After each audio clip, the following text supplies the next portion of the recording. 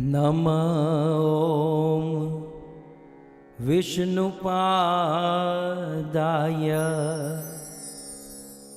कृष्णपृष्ठाय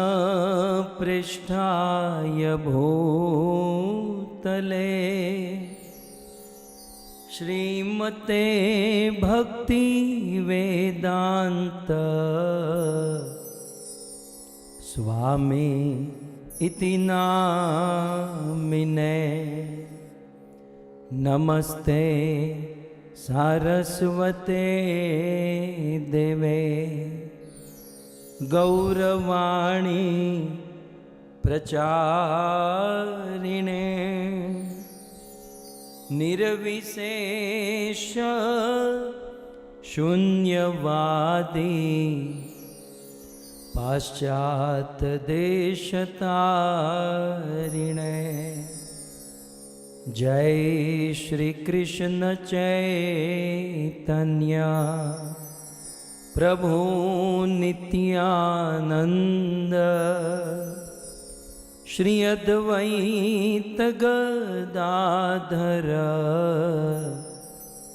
श्रीवासादि श्री गौर भक्तवृंद। हरे कृष्णा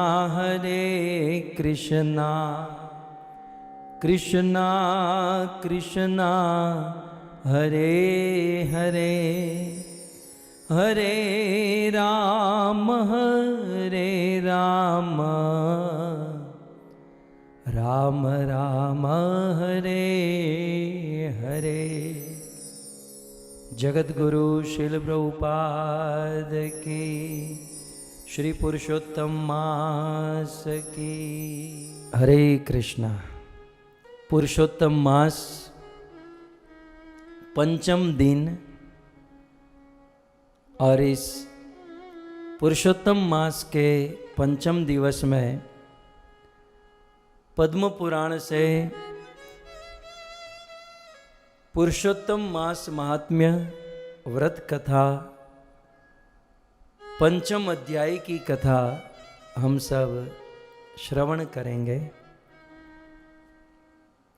जैसे कि चतुर्थ अध्याय में हमने सुना किस प्रकार वह ऋषि कन्या परम दुखी हुई, पिताजी की मृत्यु हो गई और क्रंदन करने लगी। अब पंचम अध्याय में भगवान श्री कृष्ण युधिष्ठिर महाराज आदि पांडवों को कहते हैं, उस निर्जन वन में वह कन्या जब रो रही थी, उसी समय श्री दुर्वासा ऋषि वहां पर आए।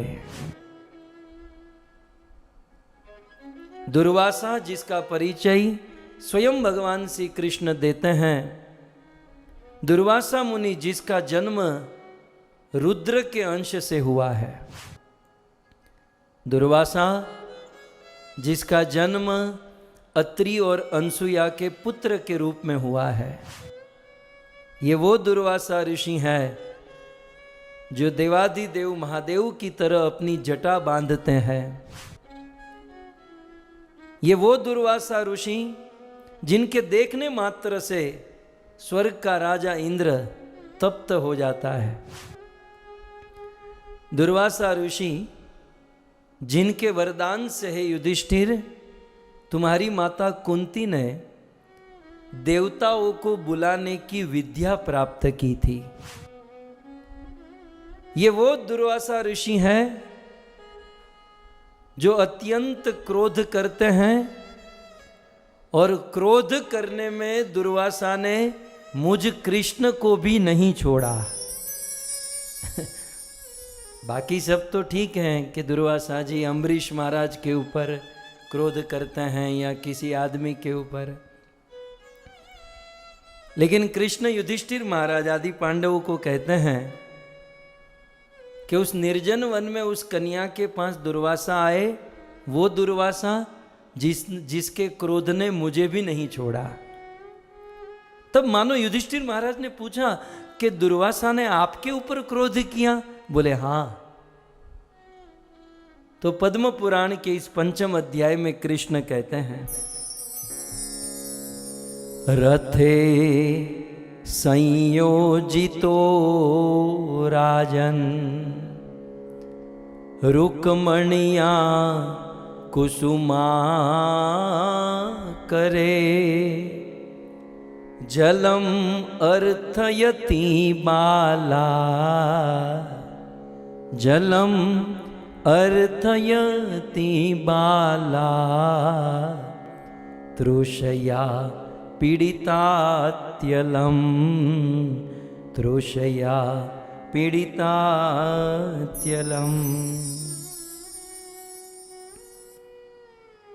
श्री दुर्वासा ऋषि ने भगवान श्री कृष्ण के ऊपर क्रोध किया।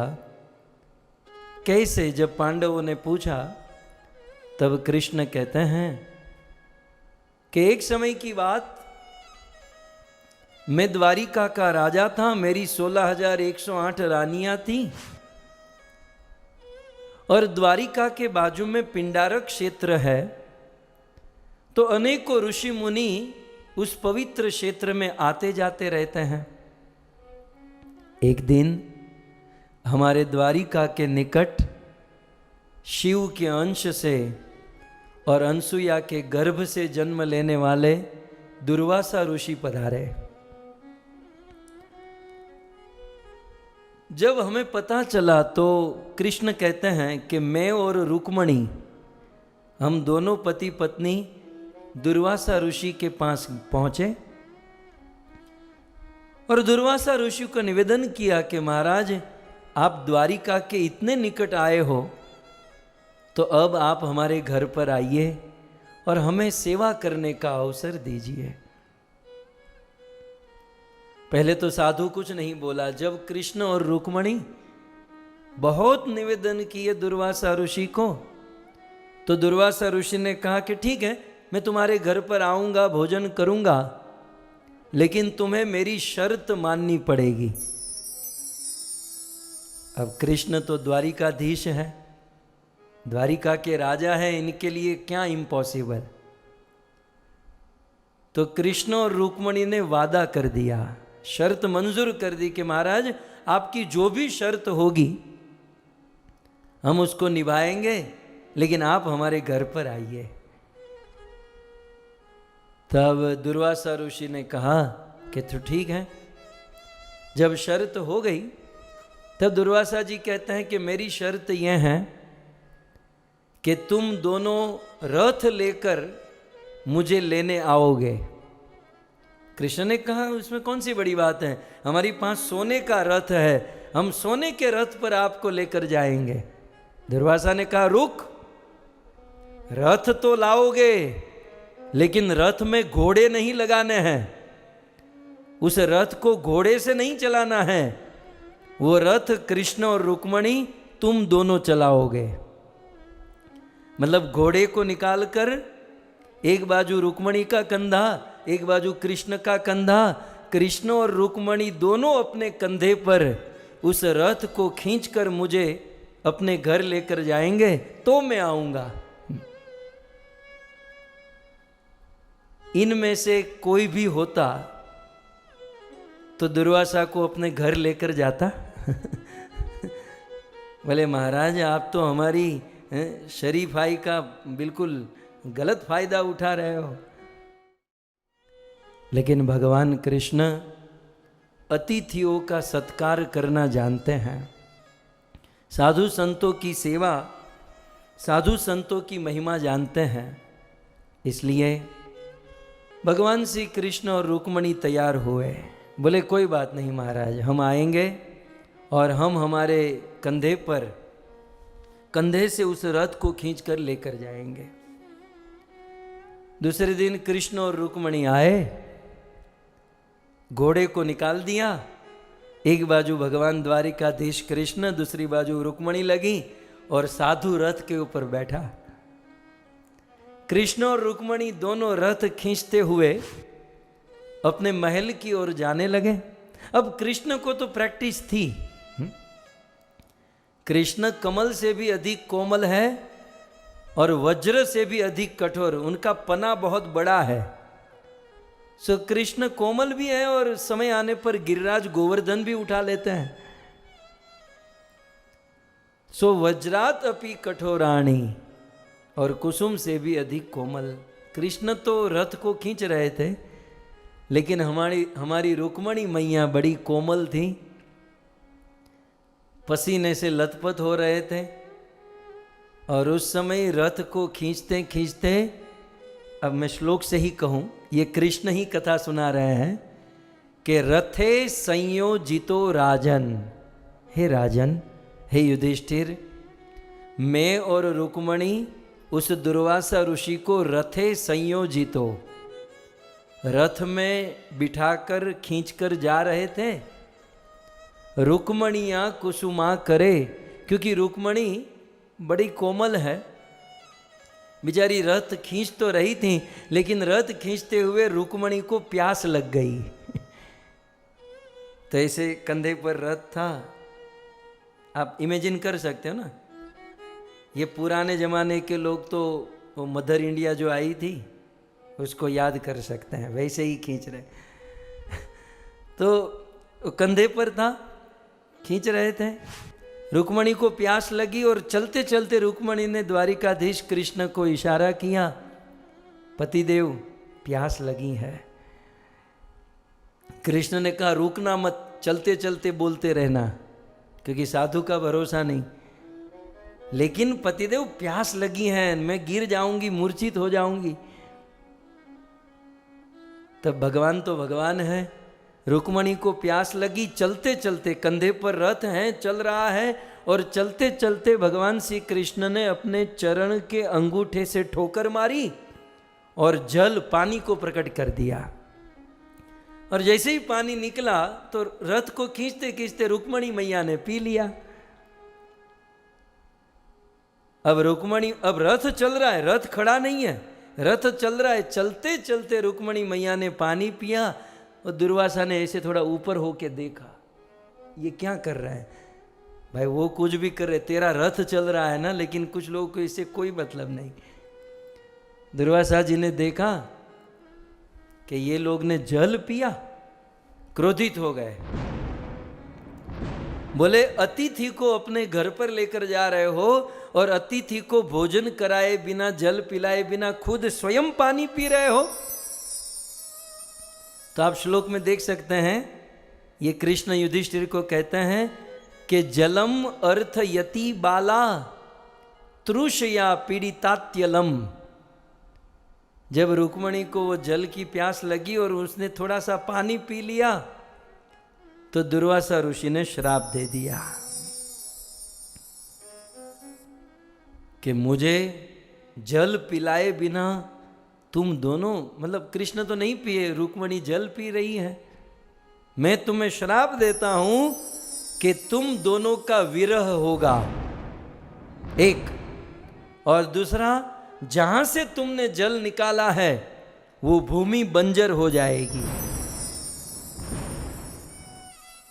तो ये द्वारिका की घटना है, इसलिए आज भी आप द्वारिका में जाते हो ना, तो द्वारिकाधीश मंदिर में केवल द्वारिकाधीश है, रुक्मणी मैया नहीं है। रुक्मणी जी का मंदिर द्वारिकाधीश से दूर है। सो कृष्ण और रुक्मणी दोनों वैसे तो साथ में होने चाहिए, लेकिन दोनों का मंदिर क्यों अलग है? क्योंकि दुर्वासा ऋषि का श्राप है और वहां की कुछ भूमि बंजर हुई।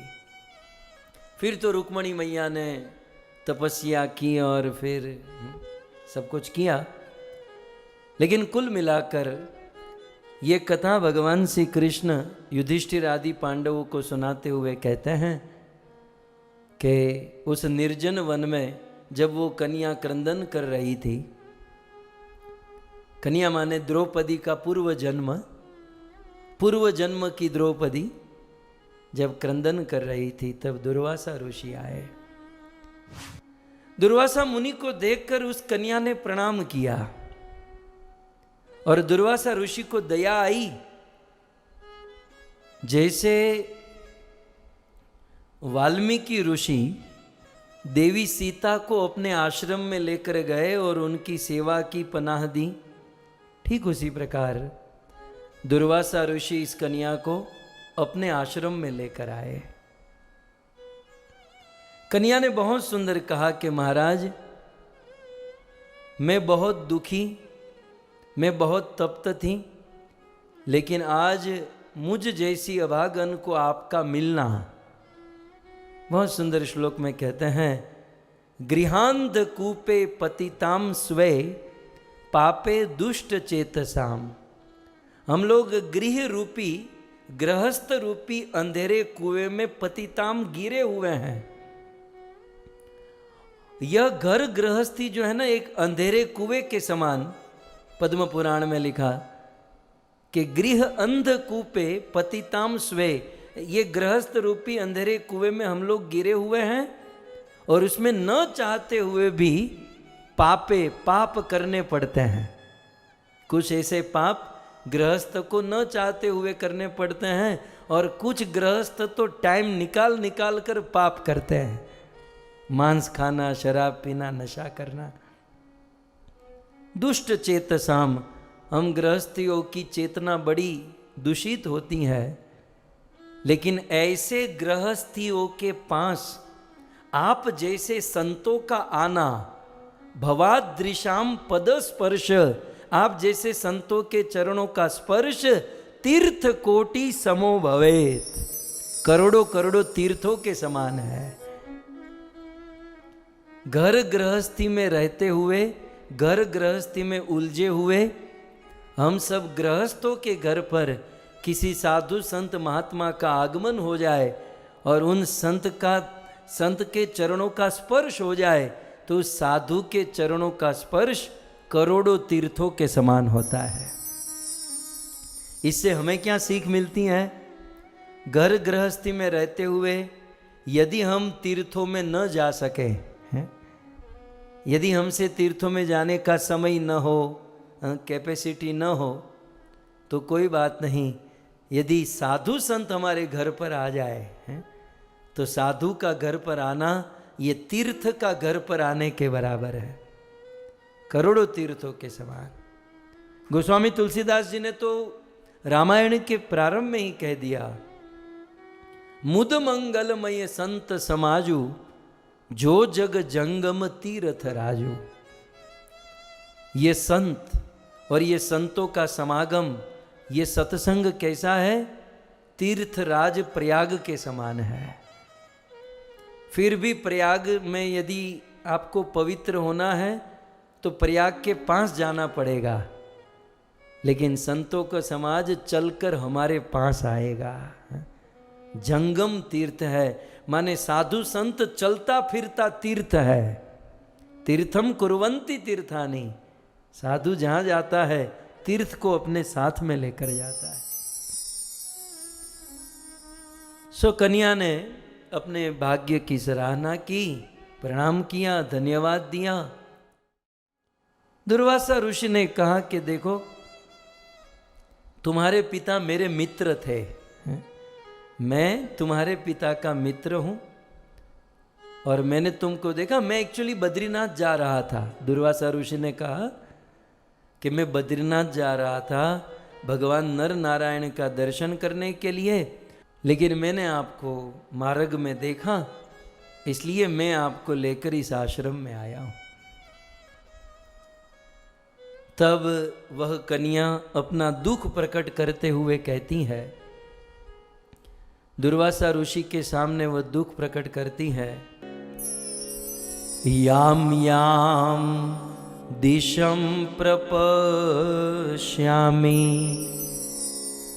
सा सा शून्या विभाति में, कोयपि पाय सदृष्टि येन में दुख संशय, येन में दुख संशय। हे महाराज, याम याम प्रपश्यामि, मैं जहां जहां देखती हूं ना, सा सा शून्य विभाति वे, वहाँ वहाँ मुझे केवल शून्यता ही प्राप्त होती है। मेरे जीवन में जो दुख आया है, मेरे जीवन में जो कष्ट आया है, वह दुख कैसे दूर हो पाएगा? मेरे बचपन में ही माता की मृत्यु हो गई, मेरा कोई भाई बंधु मित्र नहीं। एक पिता थे, उनकी आज ही मृत्यु हो गई। मैं जवान हूं, मेरा विवाह नहीं हुआ, कोई पति का आश्रय भी नहीं है। सो याम याम दिशम प्रपश्यामि, मैं जहां जहां देखती हूं वहां केवल निराशा ही निराशा मुझे प्राप्त हो रही है। हे दुर्वासा ऋषि, को अपि उपायः, मेरे इन दुखों से मुक्त होने का क्या उपाय है? सदृष्टोस्ति, कृपया करके आप देखिए और मुझे बताइए कि मैं इन दुखों से कैसे मुक्त हो सकती हूं। तब दुर्वासा ऋषि कहते हैं, श्री ऋषि उवाच, देखो बेटा, तुम दुखों से मुक्त होना चाहती हो ना, तो ध्यान से सुनो। चाहे जीवन में किसी भी प्रकार का दुख, किसी भी प्रकार का कष्ट हो, उसे मुक्त होने का मैं तुम्हें उपाय बता रहा हूं। तो क्या उपाय है? शृणु सुंदरी यत्ने न। हे सुंदरी, तुम शृणु, सुनो। मैं भी आप लोगों को कहूं, सुनो। तब कुछ लोग क्या कहेंगे पता है? अरे नहीं, सुनने में हमको कष्ट होता है, काम काज छोड़ना पड़ता है, बैठने में कष्ट होता है। तब दुर्वासा ऋषि क्या कहते हैं? शृणु सुंदरी यत्ने न।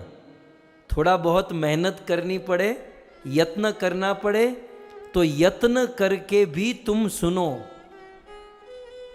कभी कभार भगवत कथा सुनने के लिए हमें कुछ त्यागना पड़ता है, कुछ ना कुछ सैक्रिफाइस करना पड़ता है।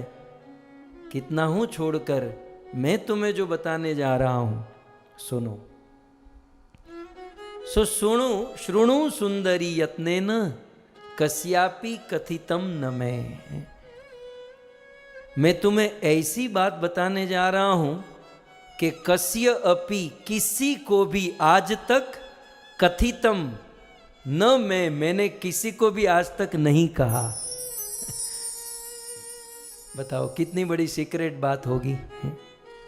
दुर्वासा जी कहते हैं कि आज तक मैंने किसी को नहीं बताया, वो मैं तुमको बताने जा रहा हूं।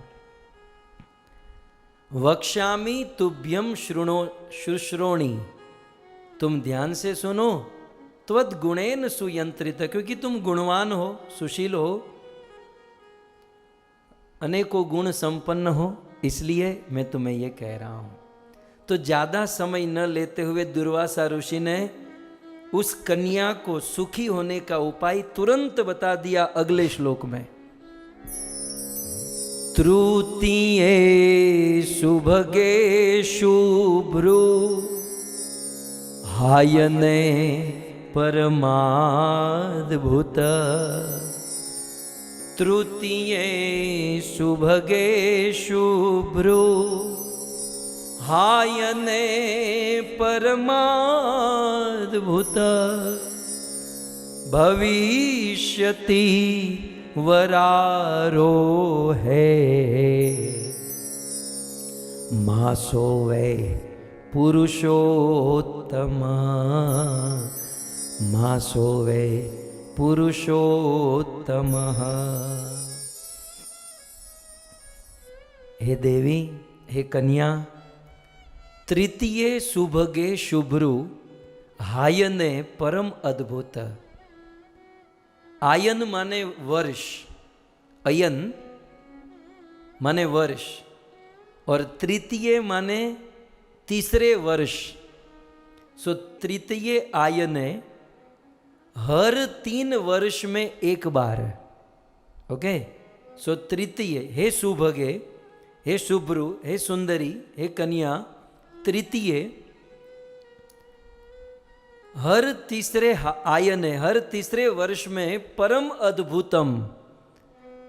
अद्भुत महीना आता है। हर तीसरे महीने में एक परम अद्भुत महीना आता है, और वो अभी अभी कुछ दिनों के बाद भविष्यति वरारोहे, कुछ दिनों के बाद वो महीना आने वाला है। कौन सा महीना? तो भविष्योति वरारोहे मासो वै, वो महीना है पुरुषोत्तम।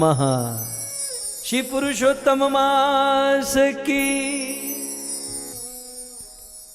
सो पद्म पुराण के इस 5वें अध्याय में श्री दुर्वासा ऋषि कहते हैं कि हर 3 वर्ष में एक बार वो परम अद्भुत पुरुषोत्तम मास आता है। हे देवी, यदि तुम इस पुरुषोत्तम मास, पुरुषोत्तम व्रत का पालन करोगी तो सारे दुखों से तुरंत मुक्त हो जाओगी।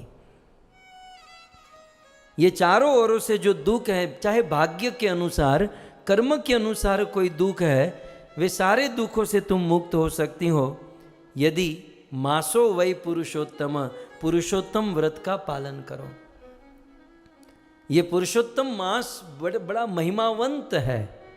दुर्वासा ऋषि ने श्लोकों की जड़ी बरसा दी। दुर्वासा ऋषि कहते हैं ये वो मास है जिसमें यदि किसी तीर्थ में जाकर आप स्नान करो तो ब्रह्म हत्या के प्राप से मुक्त हो सकते हो। यद्यपि ब्रह्म हत्या वज्र के समान, जिसका कोई उपाय निकाल नहीं है, लेकिन पुरुषोत्तम मास में तीर्थ में स्नान करने से ब्रह्म हत्या के पाप से मुक्त हो सकते हैं। अन्य महीने पुरुषोत्तम मास के 16वीं कला के बराबर भी नहीं है। माने अन्य 12 महीने मिलकर भी पुरुषोत्तम मास की बराबरी नहीं कर सकते। ये पुरुषोत्तम मास सभी महीनों का मुकुट मणि है, और ये महीना स्वयं भगवान विष्णु के नाम से विख्यात है। ज्यादा तो मैं क्या कहूं देवी, तुम जानती हो ना, एक बार मैंने उस अम्बरीश महाराज, महाभागवत महाराज अम्बरीश को मारने के लिए कृत्या प्रकट की थी। कथा आप सब जानते हैं। एकादशी अम्बरीश महाराज रह चुके थे और द्वादशी का पारण करने बैठे थे। तब तक दुर्वासा ऋषि आए, कहा कि मैं अपने शिष्यों के साथ आऊंगा, मेरे लिए भोजन की तैयारी करो। दुर्वासा ऋषि स्नान करने गए, स्नान करने में देरी हो गई और यहां पर पारण का समय जाने लगा। जब पारण का समय, पारण भी समय से करें तो पूर्ण फल मिलता है। तो अब क्या करे? तो अन्य ऋषि मुनियों से सलाह लेकर श्री अम्बरीश महाराज ने भोजन तो नहीं किया, लेकिन जल पी लिया। पता नहीं ये दुर्वासा ऋषि को पानी पीने वालों से क्या दुश्मनी है। वहाँ बेचारी रुक्मणी ने जल पिया तो वहाँ श्राप दे दिया, यहाँ अम्बरीश महाराज ने जल पिया। अब मैं अक्सर कहता हूँ कि एक गिलास पानी पी लिया, उसमें दुर्वासा का क्या गया।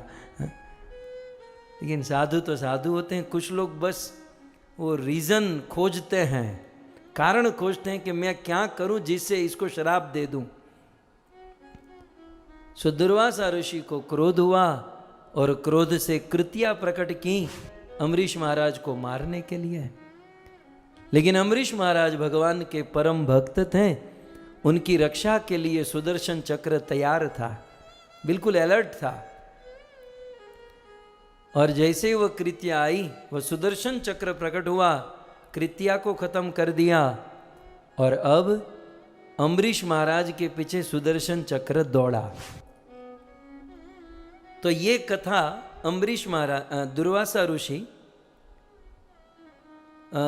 इस कन्या को सुनाते हुए कहते हैं कि वह भगवान विष्णु का सुदर्शन चक्र मुझ दुर्वासा के पीछे 1 वर्ष तक दौड़ा।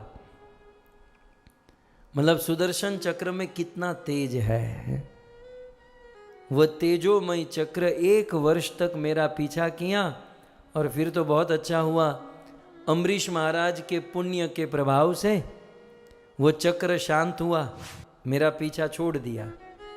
वो तो बहुत कृपा हुई अम्बरीश महाराज की कि मेरा पीछा छोड़ा। लेकिन देवी तुम जानती हो, वो 1 साल तक चक्र ने मेरा पीछा किया था, इसलिए मेरी पीठ जलकर राख हो गई।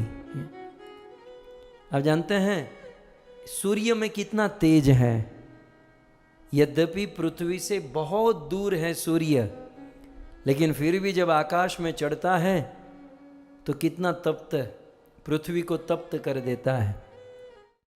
ऐसे करोड़ों करोड़ों सूर्य में जितना तेज है उतना भगवान के एक सुदर्शन चक्र में है।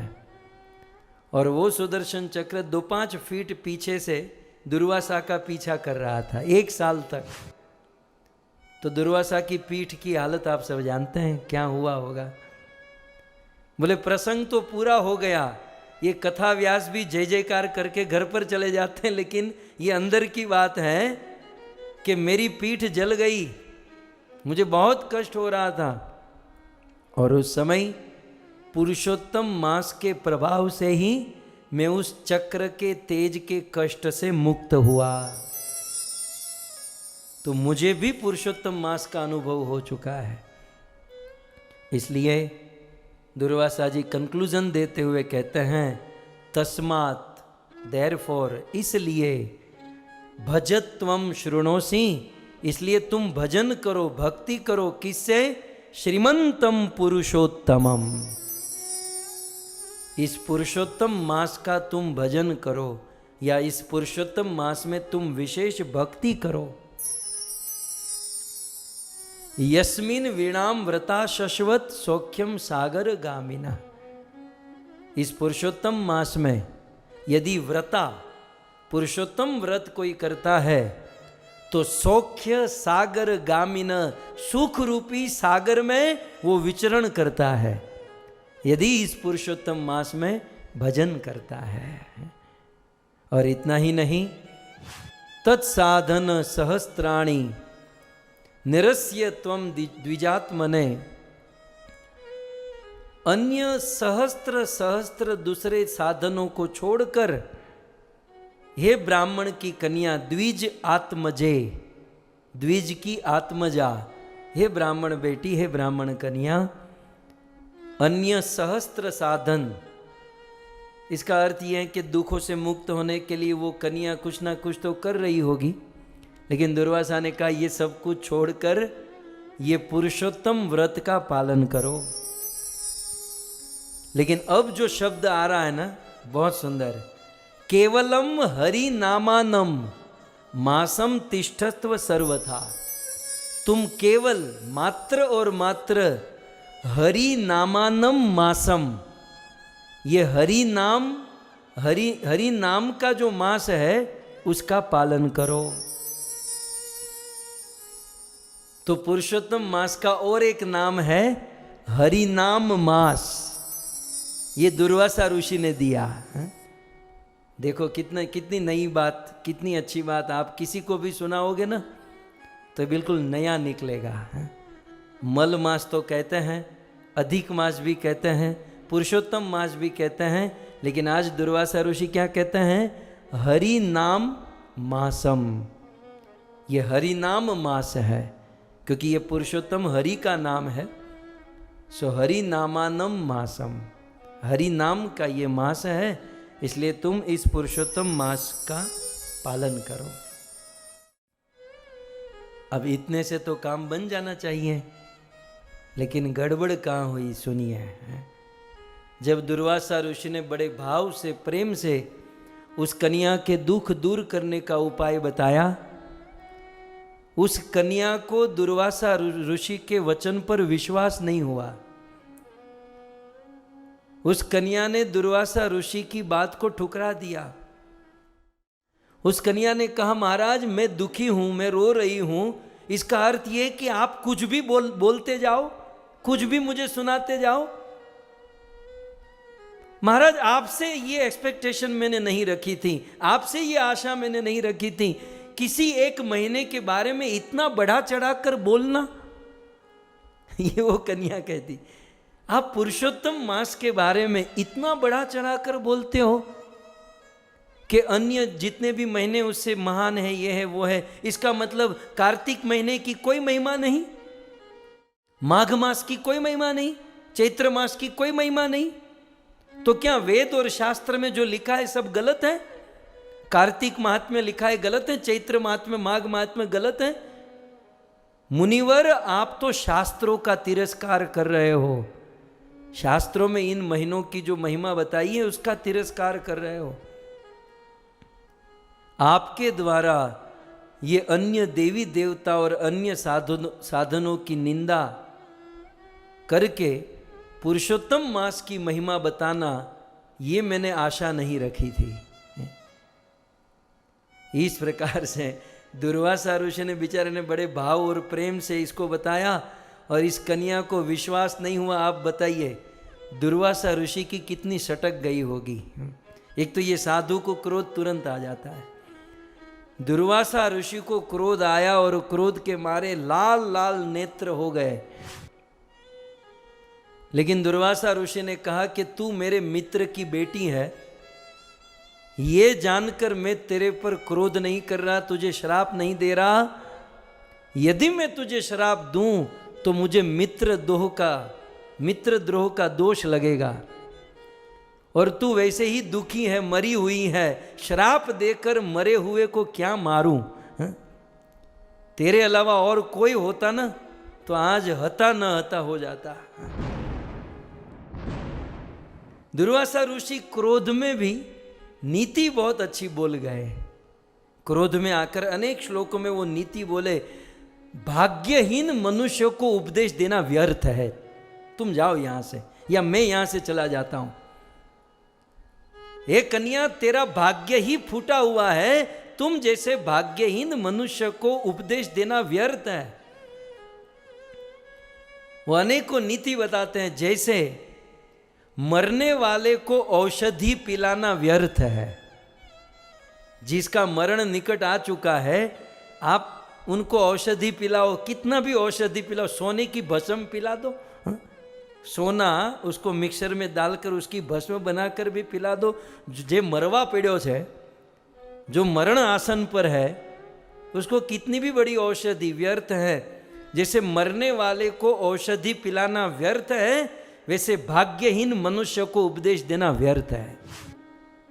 जैसे अंधे के सामने मिरर दिखाना, अंधे को दर्पण दिखाना व्यर्थ है, वैसे तुझ जैसी को ये सब उपदेश सुनाना व्यर्थ है।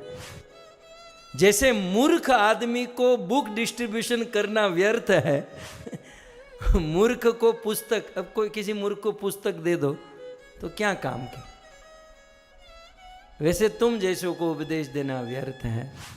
जैसे मरु देश में कुएं को खोदना व्यर्थ है, मरु देश में कुआं खोदे तो कहाँ जल मिलने वाला, वैसे मूर्ख भाग्यहीन को उपदेश देना व्यर्थ है। जैसे सागर में वर्षा होना व्यर्थ है, जैसे कृतज्ञ के साथ मित्रता, कृतज्ञ के ऊपर कृपा करना व्यर्थ है, जैसे दुर्जनों के साथ सदाचार करना व्यर्थ है, वैसे तुमको उपदेश देना व्यर्थ है।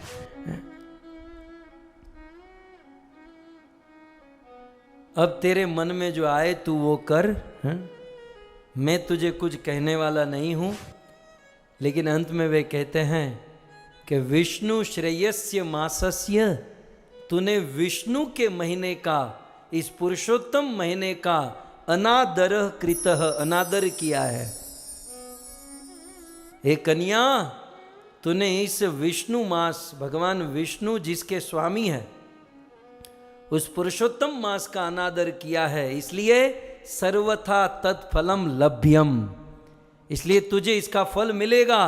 आज नहीं तो आने वाले जन्म में, इह माने इस जन्म में, वा पर जन्मनी, या फिर आने वाले जन्म में इस पुरुषोत्तम मास के तिरस्कार करने का, अनादर करने का दंड अवश्य मिलेगा। तेरे पिताजी मेरे मित्र हैं, इसलिए मुझे ज़्यादा तुझे कुछ कहना नहीं है, श्राप देना नहीं है, लेकिन हाँ दंड तो तुझे अवश्य मिलेगा। इतना कहकर दुर्वासा ऋषि बद्रीनाथ में चले गए। भगवान नर नारायण का दर्शन करने चले गए और वहाँ जाकर तपस्या प्रारंभ किए। लेकिन दुर्वासा ऋषि के जाने के बाद उस कन्या ने यहाँ पर क्या किया, ये बड़ा महत्वपूर्ण पाठ है। दुर्वासा जी के जाने के बाद कन्या ने क्या किया। इति श्री पद्म पुराणे पुरुषोत्तम महात्म्ये दुर्वासा ऋषि पुत्र्या सह संवादो नाम पंचमो अध्याय समाप्त है। बिल्कुल पॉइंट पर लाकर वेदव्यास जी ने अध्याय समाप्त किया। सो ये पुरुषोत्तम मास महात्म्य के सत्यनारायणની કથા સંભળાવવા વાળા જો આ રીતે કથા સંભળાવે ને તો કોઈ માતાઓ સૂવે નહીં। सो इस प्रकार से पंचम अध्याय की समाप्ति करते हैं। श्री पुरुषोत्तम मास की, श्री कृष्णचंद्र भगवान की, श्री द्वारिकाधीश की, निताय गौर प्रेमानंदे।